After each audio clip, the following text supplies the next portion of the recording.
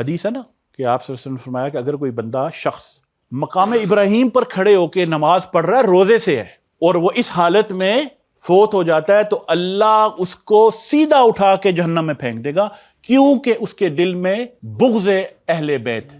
اگر کسی بندے کے دل میں بغض ہے اہل بیت کا، چاہے وہ مقام ابراہیم پر نماز پڑھتا ہوا روزے سے فوت ہو جاتا ہے، تو وہ جنمی۔ اتنا بڑا یہ ظلم ہے اپنے ساتھ، اور آپ بیٹھ کے ایسے بات، اور یہ نہیں کہ آپ خود تو کر ہی رہے ہو، ہمارے بچوں کو آپ تباہ کر رہے ہو۔ میں نے بات شروع کی تھی نا ادب سے، سب سے بڑا پرابلم ہمارے معاشرے کا ہو گیا ہے کہ اب ہم سمجھتے ہیں کہ نہیں، ہم فیس بک پر بیٹھے ہوئے ہیں کمپیوٹر کے پیچھے، میں نے وی پی این لگائی ہوئی ہے، میری آئی پی ہڈن ہے، مجھے کوئی پکڑ نہیں سکتا۔ تم تو کہتے ہو اللہ حاضر ناظر ہے، تو اس کا مطلب اللہ کو آئی پی ایڈریس ڈھونڈنے کی ضرورت پڑے گی۔ یہ دونوں جو ہے بیٹھے ہوئے ہیں، ان کے بارے میں کیا خیال ہے؟ یہ حاضر ناظر ہے یا نہیں؟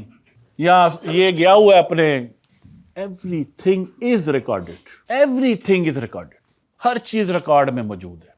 سو مت اپنی زبان سے کوئی بھی ایسا لفظ نکالو، چاہے وہ فیس بک ہو، ٹک ٹاک ہو، انسٹا ہو، جو بھی ہو، احتیاط کرو۔ گولڈرا شریف، پیر مہر علی شاہ صاحب اہل بیت ہے کہ نہیں؟ تو کیا تم سوچ سکتے ہو ان کے بارے میں کوئی گستاخی کرنے کا؟